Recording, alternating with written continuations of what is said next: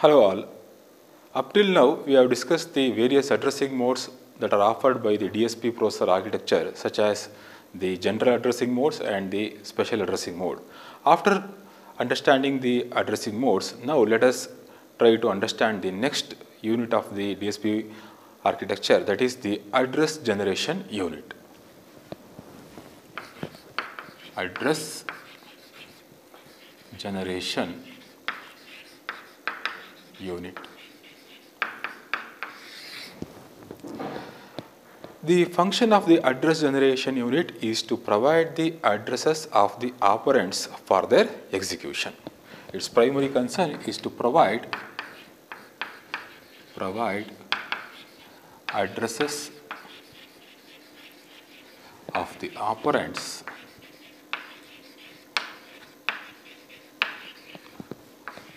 for their execution.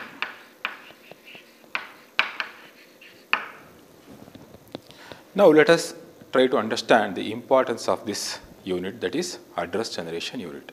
For any DSP operations need to be carried out, for the data, the generation of address is a major thing.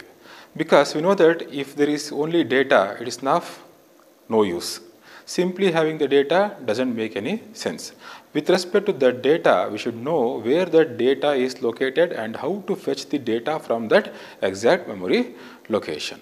For this, in order to understand the significance of the address of the data, I am going to give an example. In this case, I will take an example of the communication with respect to the letter mode. If you want to communicate to anyone of our friends, you would like to write a letter. Okay, if you do so, then the data here is the letter, and that the data without the address. If you don't know to whom we are going to send, the destination party, if we don't mention the address of the destination party, then that data is of no use.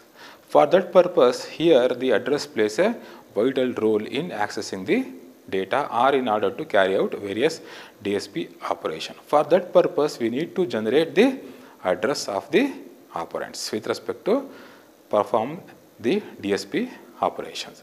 In that sense, it is going to provide the address of the operands for their execution.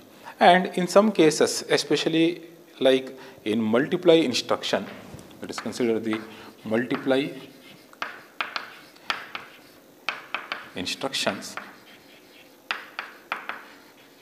It consists of two operands. In such a type of situation, the address generation unit should work fast enough in generating the address and in order to meet the time constraints that are imposed by the instruction execution requirements.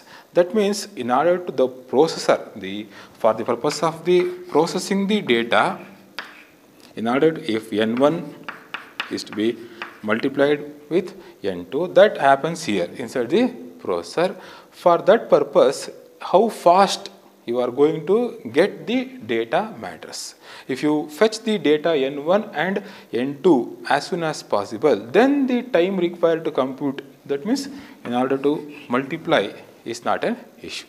The issue here is with respect to fetching the data as soon as possible for the processor. If you fetch the data immediately, then what happens? Then the execution of the instruction will be met with respect to the time constraint.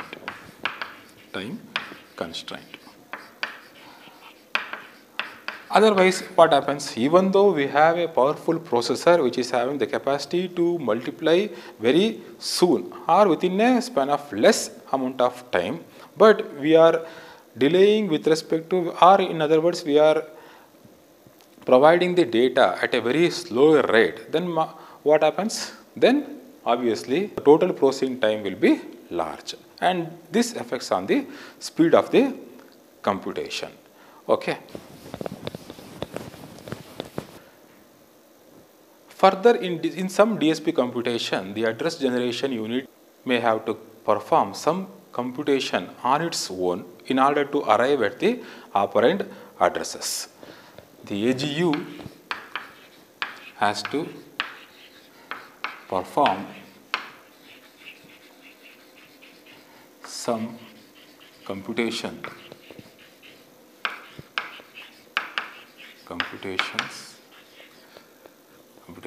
before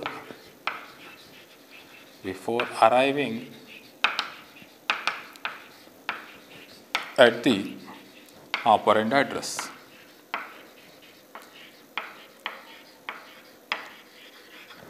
This is because with respect to the various enhancements that are associated with respect to the indirect addressing mode and to find the address of the special addressing modes. What happens in case of the general addressing mode and with respect to the various indirect enhancement addressing mode? In case of general addressing mode, the address generation is not an issue because the data will be present very straightforward.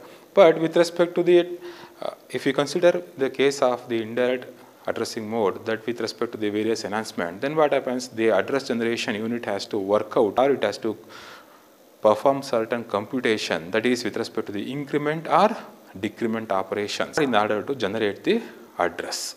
So that takes pretty much of time.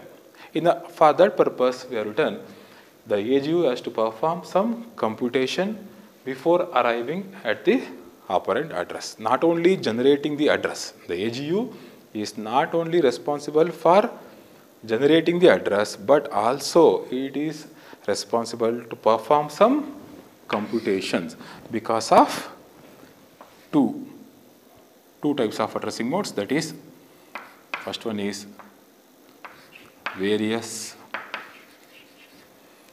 enhancements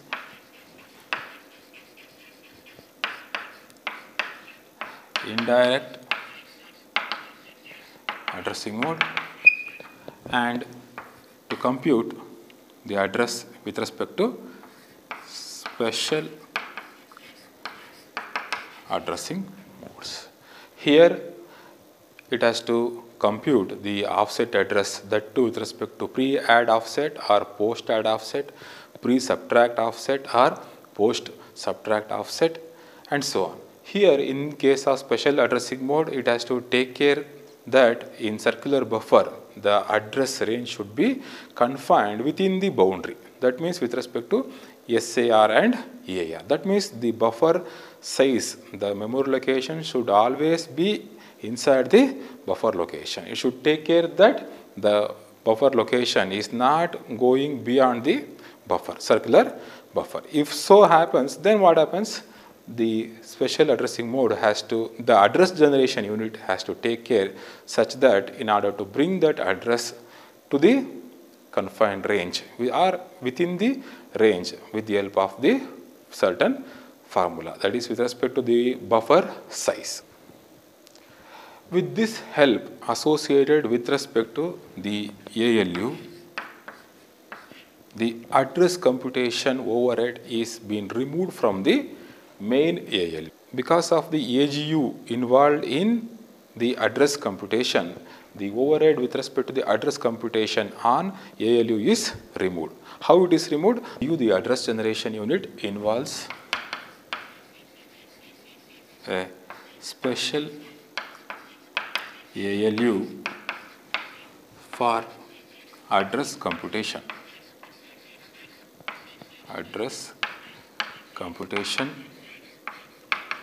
And thereby it is removing the overhead on ALU, and thereby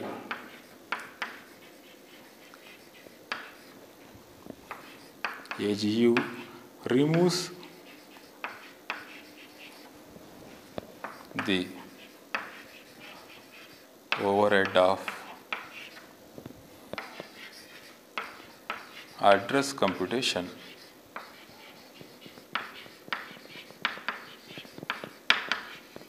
on ALU. Thereby the ALU can work efficiently with respect to performing arithmetic and logical instructions dedicated, rather than giving more time to address computation. In the DSP processor architecture, we are having the separate unit for the address generation unit. The flexibility offered in the DSP processor architecture. That means here we are having a separate unit to generate the address of the operand. The overhead is removed from the ALU, so that the ALU is going to work very efficiently. Now let us try to list out the operations that are carried out with respect to address generation unit. There will be some 3 to 4 operations. Out of 3 to 4 operations, the AGU will be held in one of the operation at a time. The address generation unit typically involves one of the following operation. The first operation is getting a new value from an immediate operand, a register or a memory location. If we consider the general addressing mode, then the address generation unit will be held responsible in one of the case. That is, with respect to getting a new value, here value refers with respect to the data associated with an immediate operand. If you are using immediate addressing mode, then getting a data from a register if you are using a register addressing mode, or getting a data with respect to a memory location if you are using a direct addressing mode. In this case, the address generation unit is held responsible in getting the address of the data associated with respect to each instruction with respect to the particular addressing mode used in that instruction. Next possible operation involved with respect to AGU is incrementing or decrementing the current address. This process can be understood with respect to when we are handling the indirect addressing mode, that too with respect to various enhancement to indirect addressing mode in case of post decrement or pre-decrement. That is with respect to incrementing the address register before the memory access or after the memory access, decrementing the address register before or after the memory access, that we have seen in the case of various enhancement associated in indirect addressing mode. The next possible operation under the address generation unit is it may be involved in adding or subtracting an offset to the current address. This comes into picture in case of the pre-add offset or post-add offset, or with respect to post-subtract offset or pre-subtract offset. That means with respect to the updating the address register along with the offset register value. In that case, we can use the address generation unit in order to generate the address of the particular addressing mode. The next possible operation associated with respect to the AGU is adding or subtracting an offset to the current address and then comparing the new address within the limits defined for a circular addressing mode and generating the new address as per the circular addressing mode algorithm. Till here, it was common with respect to the previous operation. But thereafter, after adding or subtracting an offset to the current address, we have to then compare the new address, whether that new address is within the desired range or within the limits defined for a circular address mode. Here, with respect to the circular addressing mode, what is the desired range? The desired range is with respect to the size of the circular buffer. The buffer size is always fixed. That is either SAR minus AR plus 1 or EAR minus SAR plus 1. We need to think that updated pointer value should be always within the limits. Within the limits means within the size of the circular buffer. After adding the current address, we should compare so that if the address is more or less. If the address is more, If the generated current address is exceeding the range, then what we are supposed to do? Then we have to subtract that value from the buffer size. Okay. Then the new pointer is updated pointer minus buffer size. If the updated current value register, the current address is less than the range or it is less than the lower value, then what we are supposed to do? Then we have to add the buffer size to that updated pointer in order to bring that updated new pointer within the range. That means always in circular addressing mode, the new pointer will always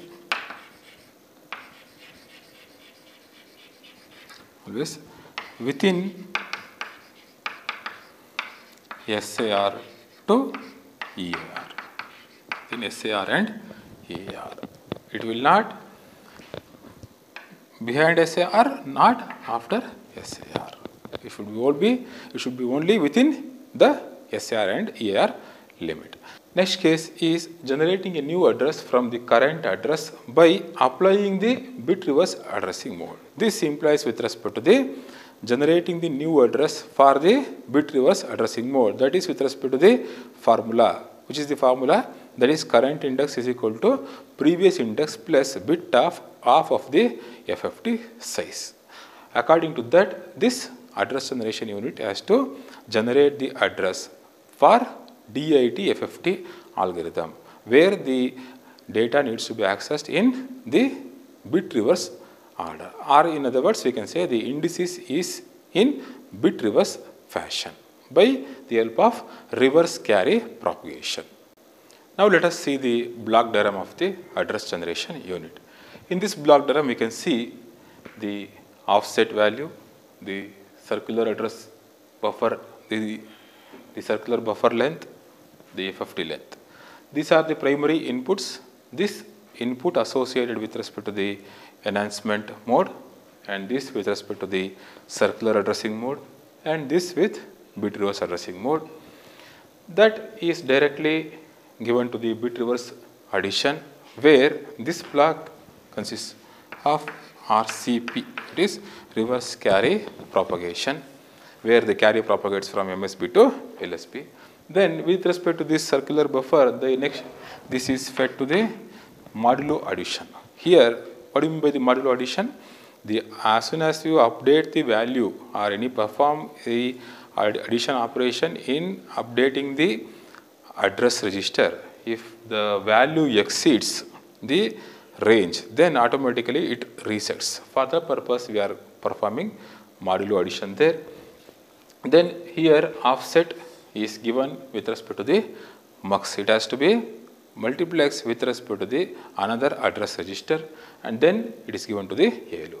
As I said before, this is the special ALU circuitry associated in computing the address along with generation of the address, that incorporates incrementing or decrementing the address, and all three together are given to a multiplexer, and with respect to that the next address register is been given.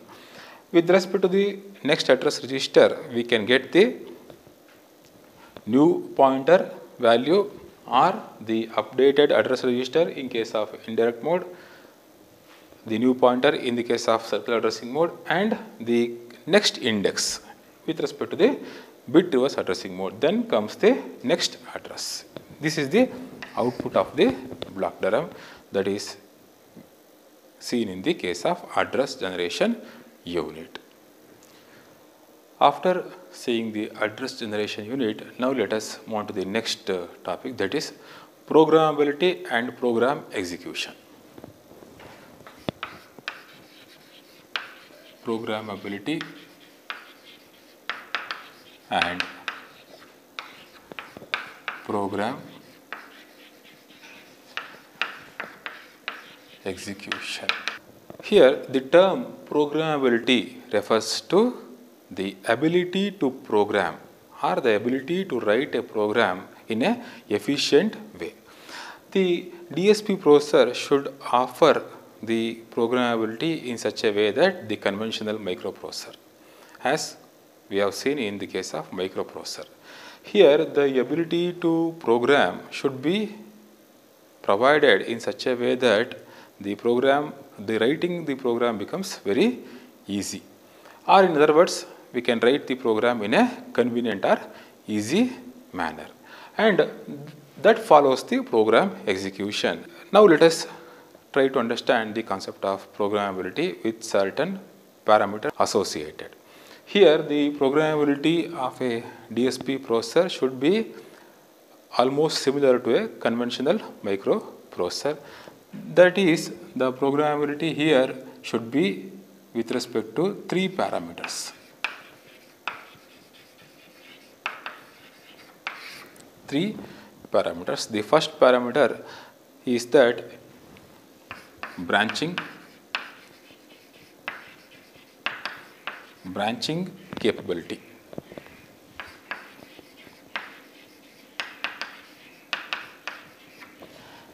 Next is to perform looping operations,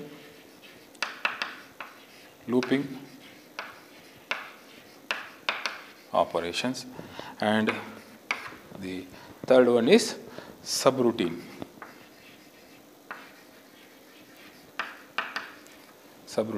operation.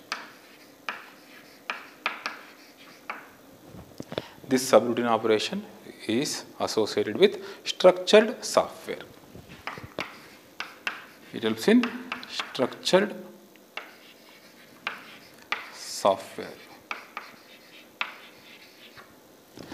Now let us try to understand the three parameters one by one. Now let us first try to understand the branching capability.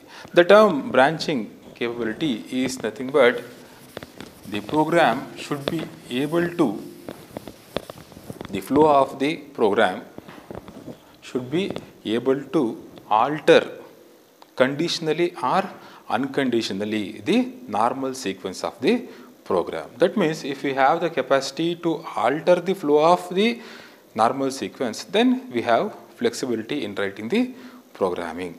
For example, we can say the alter with respect to conditional branching or unconditional branching.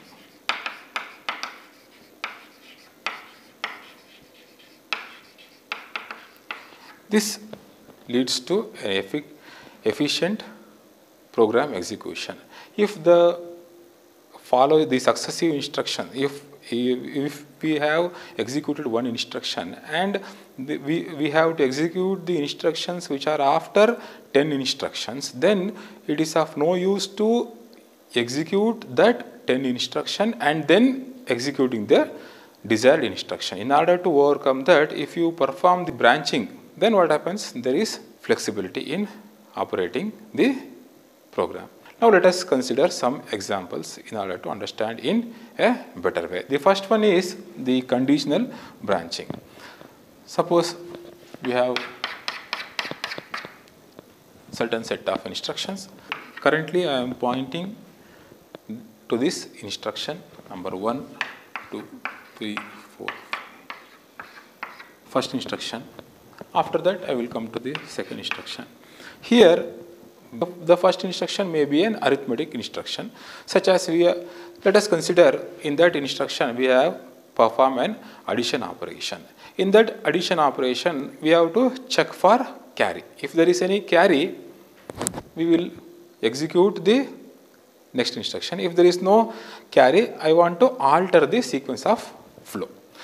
Then after add operation, add R1, R2. Let us take an example. Okay. Then if there is carry, then JC jump if carry. If there is carry, I will jump with respect to a label L1. Then that L1 comes here. I can directly jump from this instruction to this instruction without executing the intermediate instructions. Okay. Similarly, we can assume jump on no carry. you want to jump if there is no carry. Okay, and similar instructions are JZ, JNZ that we have learnt in case of microprocessors. What happens in jump if 0?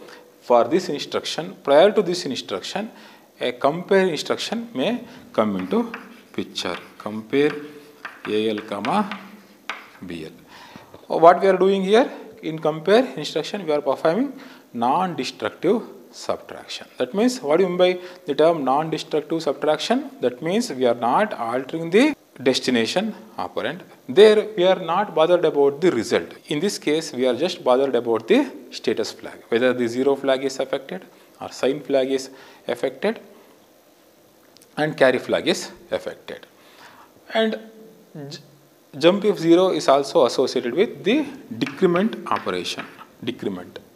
If we have any pre-loaded value in any register, that is 5, if you decrement 5 by 1, then it becomes 4, 4, 3, 2, 1. After 1, it goes to 0. If that is the case, then you can jump to a specified label. Similarly, jump on no 0. This is the inverse of JZ. If the result is not equal to 0, then we can jump to the specified label, such as L1. This is with respect to the branching capability. Now let us try to understand the looping operation. Next, the looping operation is desirable when we are supposed to repeat a section of program the desired number of times. Instead, for this, in order to understand this concept, I will give one example. Now, let us assume that we are supposed to add an array of data, array of 10 numbers. Okay. What we are doing there, we are adding the first number with the second number, the result is added with the third number, and the result is added with the fourth number, and so on. If you don't incorporate the looping operation, then what happens? Then what is the scenario there? Then in that type of scenario requires more number of addition instructions. More number of addition instructions in the program, and thereby the length of the program grows to a large extent, and thereby the length of the program will be very large. In order to overcome this type of scenario, if you incorporate the looping operation, then what happens? Then we can write the program. Let us try to differentiate with respect to two types. One involving more number of addition instruction in each and every step. The first number, the second number, and so on. Now let us try to optimize the program by using the looping operation. Here what happens? First we have to load the number of values to be added in one register. That is R1 indicates the array size. Then in another register R2 we can load the address register.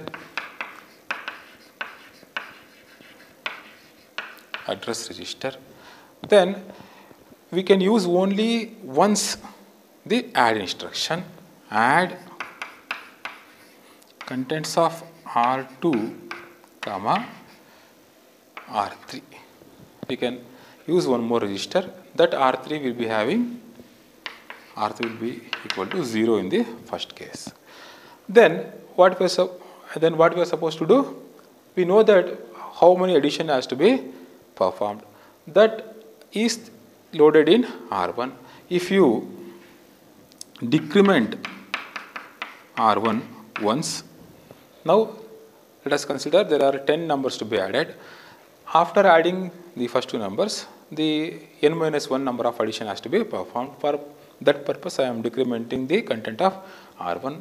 After decrementing, what I am going to do? I am going to check for the 0 condition.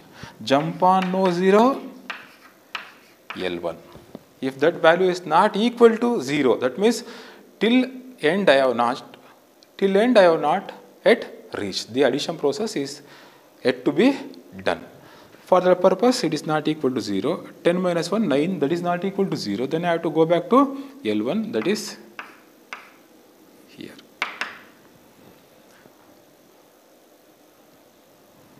After that, sorry, prior to jump on no 0 L1, I can incorporate one more instruction, that is increment R2, because the next address value have to be taken. The next data has to be taken from the next address. For that purpose, increment R2. Then we can incorporate JNZ L1. Then after incrementing the address value, or this instruction is better to come here itself.